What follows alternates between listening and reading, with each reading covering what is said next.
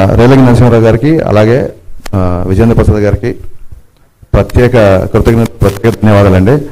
Shooting అయిపోయిందని టైట్గా ఉన్నామనో లేదా ట్రాఫిక్ ఉంటుందనో ఏదో రీజన్లతో ఇక్కడికి రాలేని కొంతమంది మిత్రులందరూ మిమ్మల్ని చూసి ఇన్స్పైర్ అవ్వాలని మనస్ఫూర్తిగా కోరుకుంటున్నా.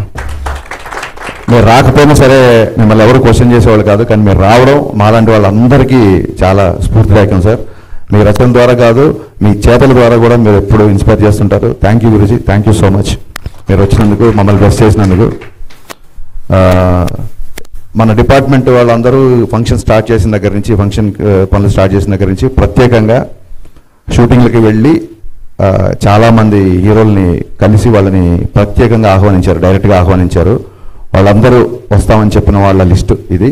ఇలా ఈ లిస్టులో ఉన్న వాళ్ళే కాకుండా ఇంకా చాలామంది కూడా రాబోతున్నారు. బట్ ఎవరైతే వస్తా ఉన్నారో వాళ్ళందరి పేర్లు మనందరూ ఉత్సాహం కోసం, సో వీళ్ళందరూ వస్తున్నారు కాబట్టి మనం ఇంకా బాగా పనిచేయాలి, మనం ఉత్సాహం తెచ్చుకోవడానికి అలాగే మీడియాకి తెలియజేయడానికి నేను వాళ్ళ పేర్లు చదువుతున్నాను. ఇప్పుడు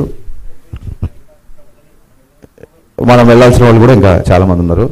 సో ముఖ్యంగా శ్రీ చిరంజీవి గారు, శ్రీ మోహన్ బాబు గారు, శ్రీ శ్రీకాంత్ గారు, ప్రభాస్ గారు, శ్రీ కళ్యాణ్ రామ్ గారు, శ్రీ రామ్ పోతినేని గారు, శ్రీ అల్లరి నరేష్ గారు, శ్రీ నాని గారు, శ్రీ సాయి ధరమ్ తేజ్ గారు, శ్రీ వరుణ్ తేజ్ గారు, శ్రీ బెల్లంకొండ సాయి శ్రీనివాస్ గారు, శ్రీ విజయదేవరకొండ గారు, శ్రీ నవదీప్ గారు, శ్రీ విశ్వక్సేన్ గారు, శ్రీ వైష్ణవ్ తేజ్ గారు. ఇప్పటివరకు మనకి వచ్చిన పేర్లు. వీళ్ళు కాకుండా మిగతా అందరి హీరోల్ని మన డిపార్ట్మెంట్ వాళ్ళు వెళ్ళి ఇన్వైట్ చేయబోతున్నారు.